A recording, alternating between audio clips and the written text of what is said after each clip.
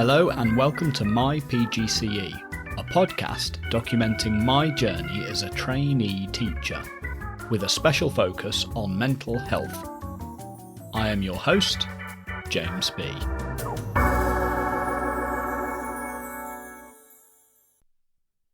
Good morning. It feels like ages since I last recorded a podcast episode, but in fact it was only 2 weeks ago. I think it seems so long because, well, I've been doing a fair amount in between. I actually had a conversation about this with my grandma fairly recently. I have lots of very interesting conversations with my grandma. And she was asking me why time seems to fly. And I remember reading something about this once upon a time. I can't remember where. And apparently, the rate at which time seems to pass depends, at least in part, on how many new memories you're forming during that period. If you form lots of new memories, time seems to pass more slowly. If you form very few, time seems to fly. So, for instance, prisoners, when released, often say that their time in prison, even if it was years or decades, they say that time seemed to go by in the blink of an eye. And that's perhaps explained by the fact that when in prison, your days are indistinguishable from one another. It's just the same routine day in, day out, no new memories. Maybe that's the real punishment of going to prison. Conversely, if you find yourself in a life or death situation, say if you're in a car accident, and I've been in this situation, people often report that time seemed to slow down. Basically, time seemed to pass very slowly. And that's perhaps because when you're in a life or death situation, your brain goes into overdrive, storing memories. It stores as many memories as possible, as quickly as possible, just in case something in those few seconds may help you get out of that situation alive. So anyway, it's only been 2 weeks since we last spoke, but it does indeed feel like a long time because I do find myself on the PGCE having lots of new experiences, forming lots of new memories. And so I think time does seem to be passing more slowly. That said, one of the reasons I didn't record an episode last week was because last week not a great deal was happening. It was half term at school, reading week at uni, so I wasn't in school, nor was I in uni. And I spent most of the week doing a computer science accelerator course, which is designed to give me the subject knowledge required to teach GCSE computer science, because apparently there's a real lack of computer science teachers at the moment, and this course could make me more employable, so I thought it was worth doing. That was 2 days. I spent 2 days doing that. And much of the rest of the time I spent working on my essay for university, my maths anxiety essay. And I've decided to take that in a slightly different direction. I'm looking at the relationship between maths anxiety and motivation. So that's what I did during half-term / reading week. Now this week just gone, I was back at uni, back in school, and so I'll start by giving a quick overview, as usual. Monday was university, and it was a subject studies day, so we were again learning how to teach maths, and in particular we learnt about stretch and challenge modelling. We were learning how to stretch and challenge our students. Tuesday was a run-of-the-mill day at school.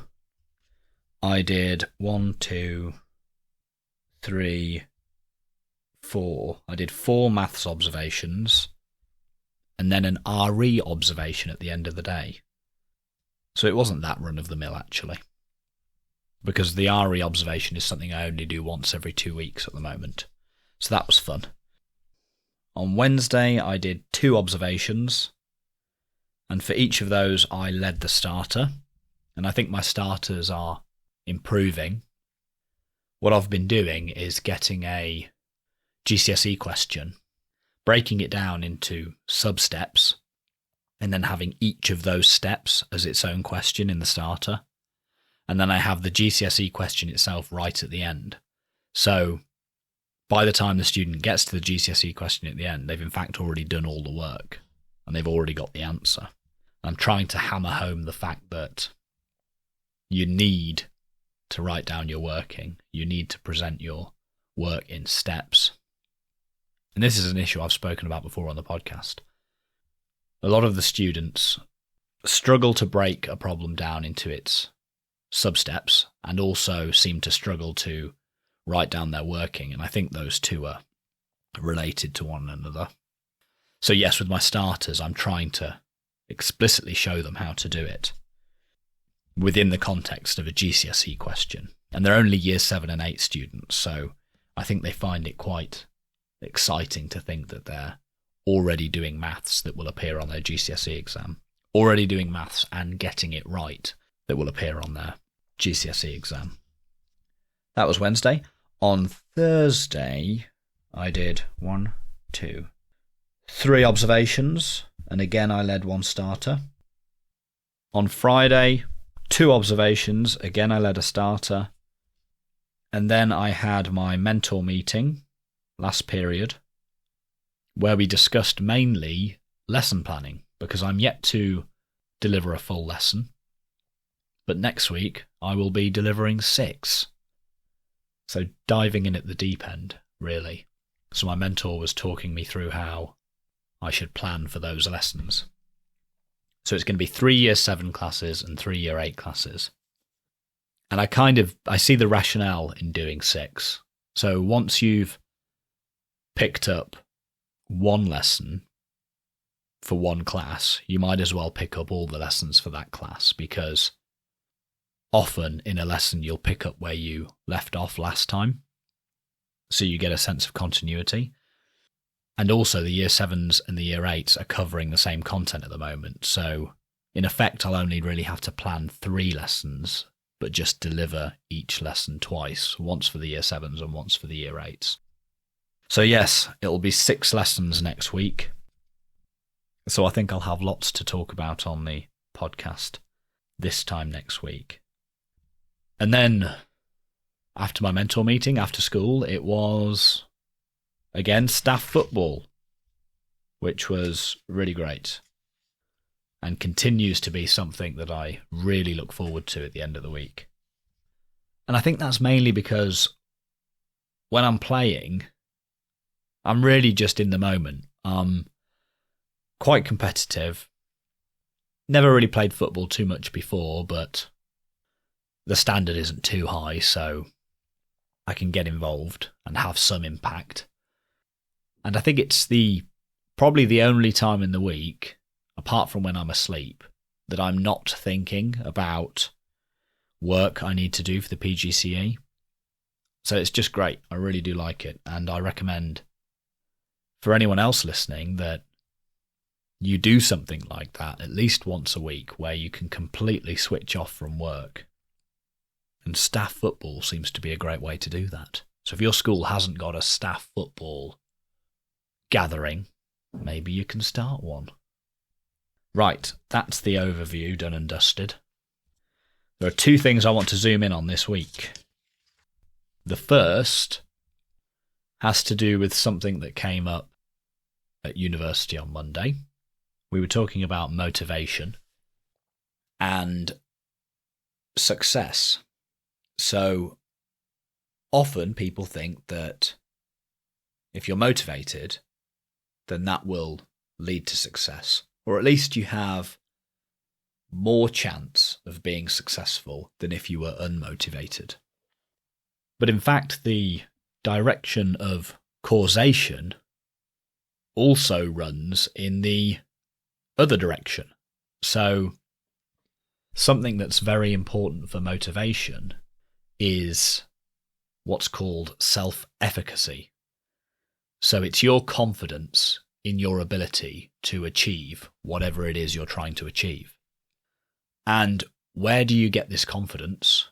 Well, you develop it based on prior success. So in order to be successful, you need to be motivated. To be motivated, you need to have high self-efficacy. And to have high self-efficacy, you need to have success. So there's in fact a loop here between success and motivation, mediated by this notion of self-efficacy. But that raises the question, what comes first? Just like the chicken and the egg, does success come first and cause motivation, or does motivation come first and cause success? And it's a bit of a paradox because of this looping relationship between the two. So I wanted to offer an answer to this question, if I may. I think that what might ignite this looping system, so what comes first, isn't the experience of success, but the prospect of success. So I think that what might give an individual, a child maybe, the initial impetus to become motivated and to become actually successful, I think it's just the prospect of success. So being able to imagine oneself being successful. So before they've had any real success, they've had imagined success in their own minds. And I know there have been lots of studies to suggest that the way we react to an imagined scenario is often very similar to the way we react to a real scenario, an actual scenario. What I'm trying to say is the student first imagines having success, say in mathematics, and that leads to motivation, kind of like a pseudo-motivation to begin with. It's like a tentative motivation, I guess. But that still may be sufficient to lead to actual success. So they're motivated to try hard, they do try hard, and then they have success in mathematics. And now you've got real success, which leads to perhaps a more substantial form of motivation once it's left the realm of imagination and entered the realm of reality. And I think this is why it's important to introduce students to a whole range of different successful mathematicians. So successful mathematicians from a variety of backgrounds.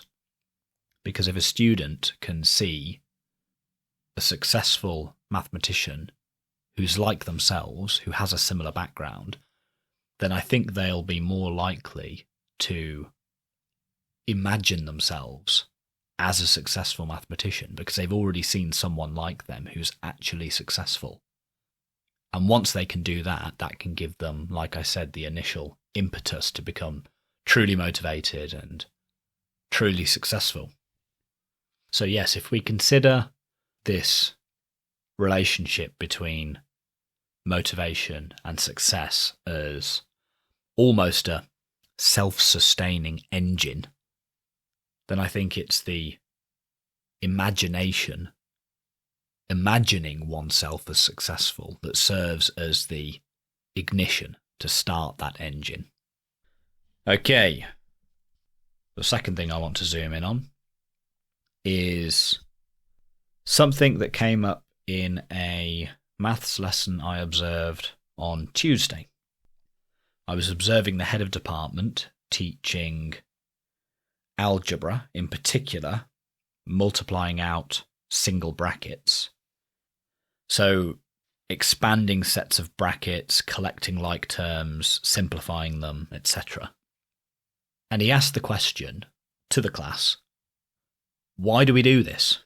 What's the point in expanding out all these brackets, collecting like terms, and generally simplifying algebraic expressions? And he said we do it to make life easier, which I thought was great because he demonstrated how if you were substituting numerical values in for these various unknowns in this unsimplified expression, the calculation you then had to do to work it out was difficult.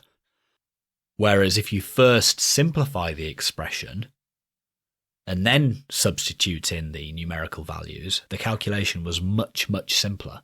So he showed very easily, very efficiently, very effectively how doing this bit of maths makes life easier. I remember reading in Mr. Barton's How I Wish I'd Taught Maths book, I remember reading about how if maths is the aspirin, then what's the headache? I think that was it. Let me just check. Yes, so it's in the chapter on motivation, a subchapter on providing a purpose. And he's talking about an interview he had with Dan Meyer. Meyer? I'm not sure how to say that. Meyer. And Dan's question is, if maths is the aspirin, then how do you create the headache? So I was close. And here in this lesson, I observed exactly that. The teacher created the headache. He showed how it would be very difficult to substitute numerical values and calculate the total value before simplifying. But once you'd simplified, it became much easier. So in this situation, it was the expanding the brackets, collecting like terms, and simplifying the expression that was the aspirin. So I thought that was really fascinating, and it gave me a lot to think about moving forward. In particular, I want to think about whenever introducing a new mathematical technique, I'll ask myself, how does this make life easier? I'll try to create the headache for my students, first of all, before giving them the aspirin, teaching them this new technique, which cures the headache and makes life easier, and thereby provides a purpose, which again will hopefully increase motivation levels. Okay, those were the two things I wanted to zoom in on this week. Now, what about my mental health? So ironically enough, during the university session on Monday, where we were discussing motivation, I seemed to have a crisis of motivation. I really just couldn't be bothered. And this seems to be a recurrent theme now. Often on Monday, I seem to just run out of steam. So obviously I'm very busy Tuesday to Friday in school. It's very tiring, but very enjoyable, but still very tiring. Often my weekends are very busy too, trying to do various jobs, catch up on work, get ready for the upcoming week, and perhaps also visiting my partner up north. And then it seems that all of that tiredness catches up with me on Monday, and I do struggle to engage with the content being taught at university. I'd say that's happened 2, maybe 3 times now. Not every Monday, but just sometimes. To put it another way, I ran out of capacity. I no longer had any capacity with which to engage with the session at university. And when in that mindset, it does become very easy to start to slip into catastrophizing and start thinking, oh, why am I doing this at all? But thankfully, that's happened a couple of times now, and I always pull through it by Tuesday, and so I know it's only fleeting, which is always important to remember whenever you're feeling down. But also, I think, from a pragmatic point of view, it just means I need to try to get more rest over the weekend. I need to recharge a little bit better. And so that's my goal for this weekend. Despite having 6 lessons to plan, an essay to write, a reflective journal entry to write, a computer science quiz to take, and countless other jobs to do, despite all that, I'm going to do my best to rest. And I'll see how my mood is on Monday, see if it's improved, see if I can engage any better with the session. And I'll report back this time next week. If you like the episode, please spread the word in person and on social media. You can follow the podcast on Twitter @mypgcepod or email mypgcepod@gmail.com. Please subscribe, rate and review in your directory of choice. Please also consider becoming a patron at patreon.com/mypgcepod and helping fund both the podcast and my PGCE course. Thank you, and talk again soon.